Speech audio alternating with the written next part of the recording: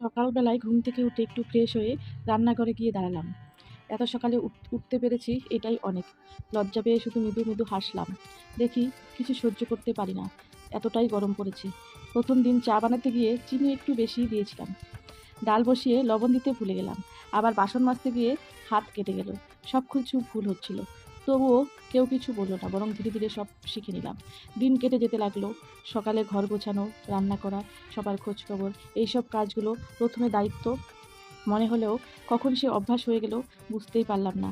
একদিন দুপুরে কাজ করতে করতে হঠাৎ ভাবলাম, এই কাজগুলো যদি ভালোবেসে করা যায় তাহলে সব কিছুই সুন্দর হয়।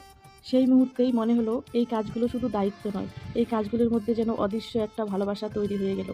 এই কাজগুলো প্রথমে বাধ্য হয়ে করতাম, সেইগুলোই ধীরে ধীরে হয়ে উঠলো ভালোবাসার ভাষা।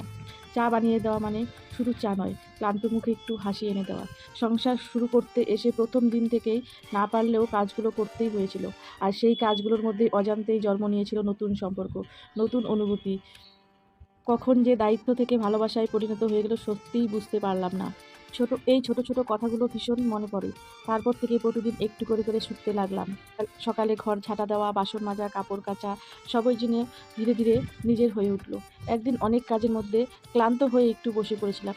ঠিক তখনই নিজের মনটা বলছিল, একটু বিশ্রাম নাও, একটু আরাম করো। কখন যে এই সংসারটা নিজের হয়ে গেল, কখন যে মানুষগুলো আপন হয়ে গেল, সত্যিই বুঝতে পারলাম না।